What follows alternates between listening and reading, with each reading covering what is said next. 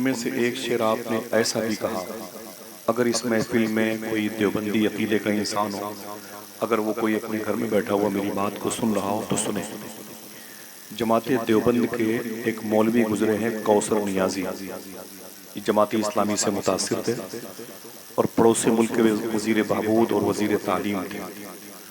اپنی مسلک کی دنیا کے وہ بہت قابل آدمی تھے۔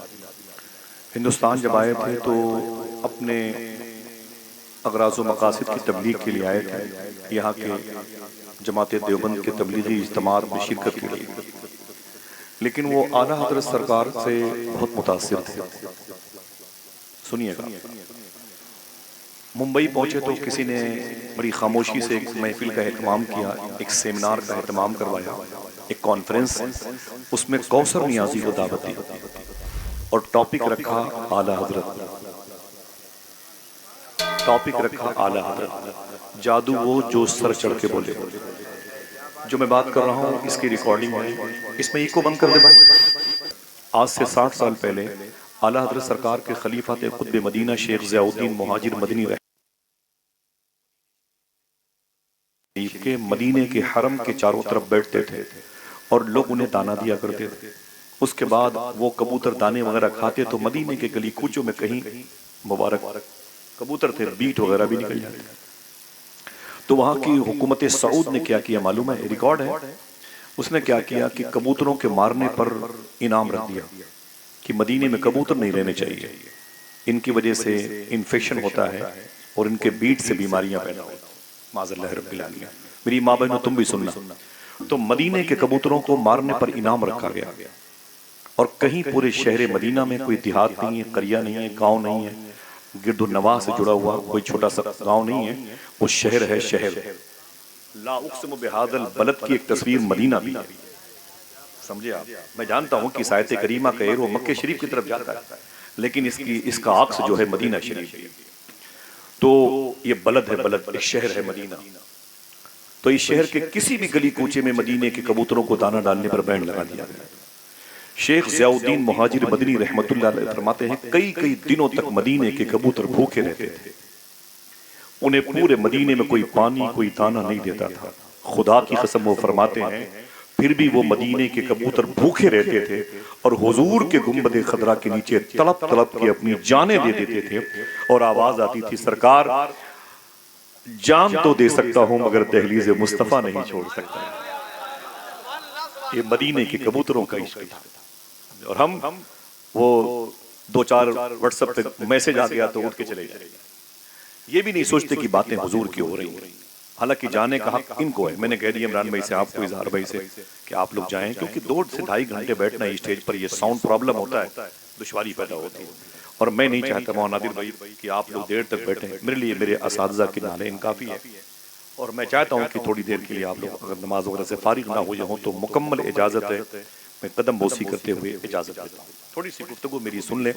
میرے ساتھ مجبوری ہے، وہ انس بھائی جانتے ہیں کہ میں بہت جلدی مائک پر آنے کا، یہ بیماری میرے ساتھ بہت دنوں سے چل رہی ہے اور لا علاج بیماری ہے، لیکن جس کو دکھانے کے لیے گیا پتہ چلا کہ وہ عشاء کے پہلے آنے والا تھا، تو علاج کیسے ہوتا؟ تو میں جب مائک والا بھی نہیں پہنچتا تب میں اسٹیج پر پہنچنے کا عادی ہوں۔ 1 گھنٹے 1.5 گھنٹے حضور کی باتیں ہوں، پھر ہم لوگ نکلیں، دعا کریں انشاءاللہ حضور کا ذکر جو ہے ہمارے دلوں کو شوٹ کرے، ہمارے دلوں کو راس آ جائے، ہمارا دل حضور کی محبت کا ATM بن جائے۔ بات چل رہی تھی مولود مصطفیٰ کی۔ کوثر نیازی نے ممبئی کے ایک سیمینار میں دیوبندی عقیدے کا ہو کر کے اعلیٰ حضرت کی شخصیت پہ تقریر کی تھی۔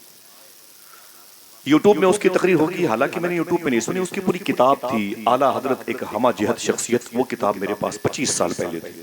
اب وہ پوری کتاب ریکارڈنگ کے طور پر اس کی آواز میں شاید موجود ہے یوٹیوب میں، آپ بعد میں دیکھیے گا، مدنی نعت انفو کے ذریعے سے یہ ریکارڈنگ ہو رہی ہے۔ تو جب کوثر نیازی کو مائک پر لایا گیا تو کوثر نیازی کو ٹاپک دیا گیا بریلی کے احمد رضا، جماعت اسلامی کے مولوی ابو العلا مودودی سے متاثر تھے، دیوبندی عقیدے کے تھے۔ وہ کہتے ہیں جب کوئی کہتا ہے فرمایا آن حضرت نے تو ذہن پہنچتا ہے مدینہ شریف، آن حضرت نے، اور جب کوئی کہتا ہے فرمایا اعلیٰ حضرت نے تو ذہن پہنچتا ہے بریلی شریف۔ سنیے گا بھائیان، ذہن پہنچتا ہے بریلی شریف، توجہ رکھنا بھائی، ذہن پہنچتا ہے بریلی شریف، پھر وہ کہتے ہیں زندگی میں میں نے جتنی کتابیں پڑھی ہیں اتنی روٹیاں بھی نہیں کھائی، اتنا زیادہ میں اپنے آپ کو قابل قدر انسان، علم سے سجا اور لدا اور بندھا ہوا شخص سمجھتا تھا، میں اپنے آپ کو علم کا سمندر سمجھتا تھا۔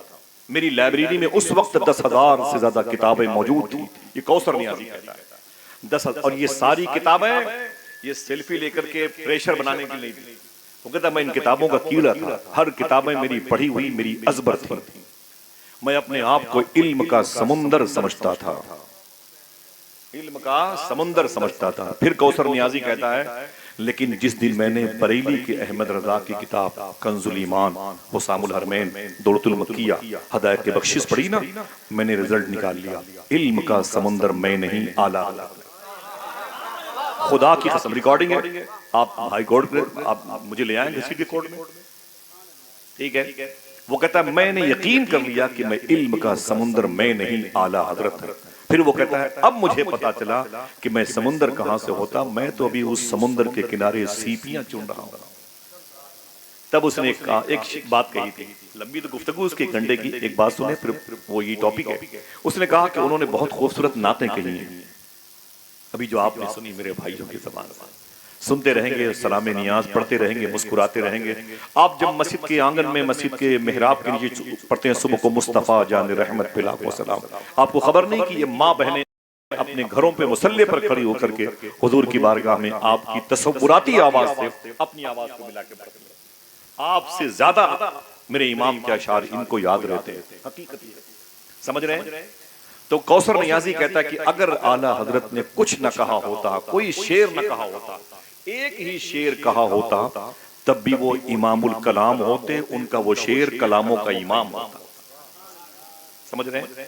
اس کا جملہ سنیے گا، ایک ہی شعر کہا ہوتا۔ بھائی بیٹھ سکتے ہیں آپ لوگ، بھائی جن بیٹھ سکتے ہیں، بھائی بیٹھ جائیں، بیٹھ جائیں، بیٹھیں بھائی، کیا مطلب ہے آپ آگے بیٹھیے گا، ٹھیک، کھیل کود کرنا ہو تو مجھے بتائیے گا، یا تو پھر میں آپ کا راستہ بتا دوں گا، یا پھر مجھے بتائیے گا میں اپنے راستے کی طرف چلا جاؤں گا، ٹھیک ہے؟ بیٹھے محبت کے ساتھ، زلفیں سنوارنے سے بنے گی نہ کوئی بات، بیٹھو کسی غریب کی قسمت سنوارنے، سمجھے؟ بیٹھو، ہنسنا نہیں، حضور کی محفل ہے، یہ حسین نسلوں میں ختم ہو جائے گی، سمجھ رہے میری بات؟ ادھر دے بھائی، ادھر دیکھیں، ادھر توجہ رکھیے گا، ٹھیک ہے؟ ہاں، حضور کی محفل میں ادب کے ساتھ بیٹھیں، نسلیں مؤدب ہوں گی، ورنہ اس کا اثر پڑے گا، نسلیں معذور پیدا ہوں گی۔ کہ اللہ کے رسول کی محفل، حضور کے صحابہ، حضور جس جانور پر بیٹھتے تھے ان کے پیشاب کا بھی احترام کرتے تھے، یہ تو حضور کی محفل ہے، سمجھ رہے میری بات؟ حضور کے صحابہ حضور جس جانور پر بیٹھتے تھے اس جانور کے پیشاب کا بھی احترام کرتے تھے۔ حضور مفتی اعظم کے خلیفہ کے سامنے کہا گیا کہ میں نے ان کے سامنے، ان کی زبان سے نکل گیا کہ میں نے ایک مدینے کے کتے کو دیکھا ہے۔ سرکار مسکین شاہ رحمۃ اللہ علیہ کھڑے ہو گئے، میں خبردار یہ مت کہنا کہ میں نے مدینے کے کتے کو دیکھا ہے، یہ کہنا کہ ایک درویش کی زیارت کی۔ یہ حضور کی محفل ہے، یہی تو فرق ہے، دلیلیں تو سب کے پاس نظر آتی ہیں، دلیلیں تو سب کے پاس نظر آتی ہیں، مگر ادب عاشق رسول کے پاس نظر آتی ہے۔ اسی بنیاد پر آپ ان کے مقابلے میں، اپوزیشن کے مقابلے میں اونچے اسٹیٹس پر ہیں، اپنے اس لیبل کو نیچے مت لائیے، گزارش ہے، ٹھیک ہے؟ پوری دنیا آپ کو دیکھتی، ہو گیا کام بھائی جان، ہو گیا، بیٹھ جائیں، آپ بیٹھ جائیں، ٹھیک ہے؟ بیٹھ جائیں بھائی، بیٹھ جائیں، کچھ نعرہ وغیرہ مت لگائیں بھائی جان، بیٹھ ادھر بیٹھے، ماشاءاللہ بیٹھے بیٹھے، اتنی ذمہ داری ہے، اور پھر منور شاہ سرکار کے نام سے بیٹھے ہوئے آپ لوگ محفل کرتے ہیں، جس کو حضور مجاہد ملت نے ثانیہ بغداد کا، میں 32 سال ہو گئے میں جلسہ کرتے ہوئے، 8 دن کے بعد کل صبح کی فلائٹ سے میں گجرات میں تھا، 8 دن کے بعد لکھنؤ اترا، وہیں سے بہرائچ شریف گیا، اور میں بغداد شریف سے مجھے آئے ہوئے تقریباً 18-20 دن ہوئے، اور میں ایک رات بھی گھر پہ نہیں تھا، سمجھے، ایک رات بھی گھر پہ نہیں تھا، اور میں سیدھے گھر گیا اور سامان پھینکا، نماز یہ وہ، پھر سے آستانے پر باتیں پڑھ کے اپنی ماں کی قبر کو چوم کے یہاں گیا، 1.5 گھنٹے کے بعد ٹرین پکڑ کے پھر کہیں کتوں کے طریقے سے بھاگ جاؤں گا، سمجھ رہے میری باتیں سنیں آپ لوگ۔ اور شاعر نے کہا نہیں، اتنا ٹوٹا ہوں کہ چھونے سے بکھر جاؤں گا، اب اگر اور دعا دو گے تو مر جاؤں گا، زندگی میں بھی مسافر ہوں تیری کشتی کا، میں جہاں تو جہاں مجھ سے کہے گی میں اتر جاؤں گا، بات جب حضور کی ہو تو پھر کسی کی نہ ہو۔ کام جب حضور کے حوالے سے ہو تو کوئی اور کام نہ ہو، یہ گزارش ہے، ورنہ مجھ سے محبت کرنے والے روتے ہی رہ جائیں گے، ہم جو کسی دن سوئے تو پھر سوتے ہی رہ جائیں گے۔ بڑی لمبی محنت کرنی پڑے گی پھر دوبارہ ملاقات کرنے میں، سیدھی سی بات ہے، الٹیمیٹم آپ سب کے لیے۔ سنیں میرے امام کے ایک شعر کے بارے میں کیا کہا تھا کوثر نیازی نے، اس نے کہا تھا اگر وہ پوری زندگی ایک شعر کہتے تب بھی وہ امام الکلام کہلاتے اور وہ شعر کلاموں کا امام ہوتا۔ کسی نے پوچھا وہ شعر کیا ہے، تب وہ کہتا ہے وہ شعر یہ ہے، جس سہانی گھڑی چمکا طیبہ کا چاند۔ اللہ اکبر۔ آپ کو ہم کو کیا پتا اس شعر کی معنویت، اس شعر کے گراف کے بارے میں کیا پتا، اس شعر کے باوزن ہونے کے بارے میں کیا پتا، ٹھیک ہے بھائی، کہ یہ شعر کس قدر مبارک ہے، کس قدر افہام و تفہیم کا مادہ لیے ہوئے۔ سوچو کیا کہتا ہے، اگر وہ ایک شعر کہہ کے چلے گئے ہوتے تب بھی دنیا کے اردو زبان کے سب سے بڑے شاعر ہوتے، کہ جس سہانی گھڑی چمکا طیبہ کا چاند۔ ذرا ہاتھ اٹھا کے بولے اس دل افروز ساعت پہ، ذرا اونچی بولے اس دل افروز ساعت پہ۔ تو وہ لمحہ کون سا تھا، وہ گھڑی کون سی تھی، اور وہ لمحہ، وہ ساعت، وہ دقیقہ کون سا تھا جب آمینہ کے لال مکہ شریف میں تشریف لائے۔ اسی کے انتظار میں تو آپ بیٹھے ہوئے ہیں، اسی کی برکتیں آپ کو ملیں، آپ کو ملیں، تقسیم ہوگی تو میرے بھی حصے میں آئے گی انشاءاللہ کہہ دیجیے۔ اسی حوالے سے تھوڑی سی بات ہوگی، حالانکہ علامہ نادر صاحب قبلہ ہوں تو پھر ہماری ضرورت نہیں ہے، ٹھیک ہے، ہماری ضرورت اس وقت ہے جب یہ باہر ہوں تو ہم آئیں یہاں جاروب کش کی حیثیت سے۔ پروردگار عالم کرم فرمائے، میں ڈرتا اس لیے ہوں اور ڈراتا اس لیے ہوں کہ